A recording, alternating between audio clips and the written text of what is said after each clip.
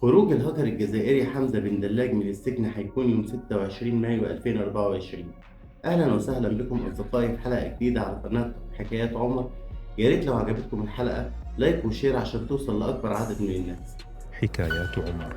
أصل الحكايات. لا تكن ضيفا، كن جزءا من العائلة.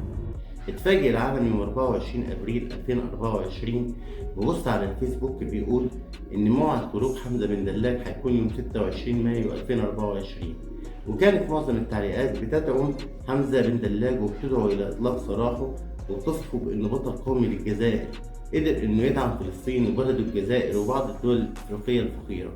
وفوجئنا إنه من حوالي سنة إنه ظهر فيديو على قناة زينو شو على اليوتيوب بيحكي قصة حمزة بن دلاج، وإنه اتفاجئ بإن حمزة اتكلم على حساب له على الانستجرام مع ناشط جزائري اسمه وحيد، وكان حمزة خايف من تهديدات اتوجهت له ما أفصحش عن مصدرها، وإنه أمه قالت في أكثر من مناسبة إنها خايفة إن حمزة ما يقدرش يرجع بلده الجزائر ولحضنها مرة تانية، لأنه مفيش حد يتصور إن الحكومة الأمريكية والاف بي آي والحكومة الإسرائيلية والموساد هيسيبوه يرجع بلده سالم بعد كل الاتهامات اللي اتوجهت له. واحنا من هنا بندعو الجميع إلى الدعاء لحمزة إنه يعود لبلده الجزائر وحضن أمه مرة تانية بعد كل هذه الفترة في سجون الولايات المتحدة الأمريكية، وإلى دعمه والوقوف بجانبه. وهنا سؤال مهم بيطرح نفسه: هو ماذا سيفعل حمزة بن دلاج عندما يخرج مرة أخرى ويعود للجزائر؟ هل هيقدر يفتح شركة برمجة عالمية يقدر يخدم من خلالها وطنه الجزائر والوطن العربي، ولا حمزة ليه حسابات أخرى؟ وإحنا هنا هنحاول نعرفكم على البطل الأسطوري من خلال هذا التقرير. قصتنا النهاردة عن الهاكر الجزائري حمزة بن دلاج المعروف باسم بي اكس 1، وبيعتبر عند الاف بي اي من أخطر 10 هاكر على مستوى العالم كله. حمزة مواليد 1988 من الجزائر، درس تخصص إعلام وتخرج من جامعة باب الزوار للعلوم والتكنولوجيا في الجزائر سنة 2008.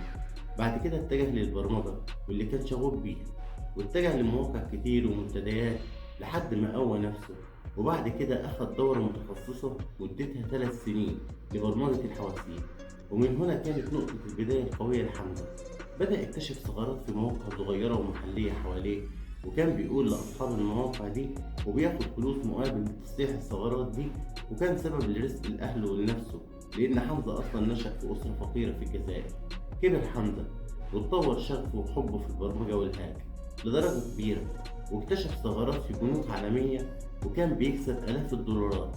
وقدر حمزة يقتحم أكتر من 217 مؤسسة مالية على مستوى العالم، وقف أكتر من 8000 موقع وصل لهم خسائر بالمليارات عن طريق فيروس الحاسوب سباي آي بوت نت اللي طوره مع حليفه ألكسندر المعروف باسم جريبو ديمون. وتمكن سويا من زرع هذا الفيروس في 60 مليون كمبيوتر حول العالم وسرقة الحسابات البنكية الخاصة بمالكي هذه الأجهزة. وفي مرة من المرات اكتشف حمزة ثغرة مشتركة ما بين 200 بنك على مستوى أوروبا، وبدل ما يبلغ صاحب البنك عن الثغرة راح حول مبلغ كبير حوالي 200 مليون دولار من الفلوس على حساب بنك من بنوك بتايلاند بحساب وهمي خاص بيه. وبالفلوس دي عمل أعمال خيرية زي إنه اتبرع لفلسطين واتبرع لبلده الجزائر واتبرع لبعض الدول الأفريقية الفقيرة. ولكن الحكومة عرفت واستردت الفلوس كلها ورجعت كل الفلوس، لكن الحكومة ما كانتش تعرف مين اللي عمل كده ومين السبب في كل ده.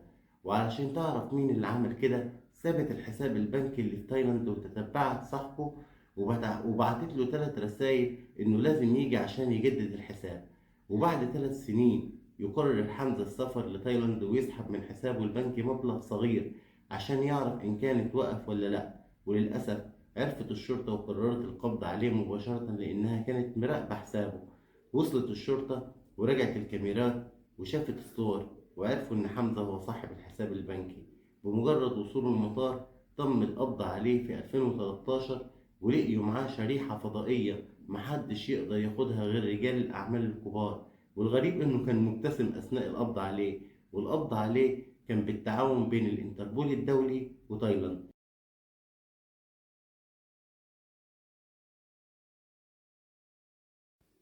ودي كانت قصة الهاكر الأسطورة حمزة بن دلاج.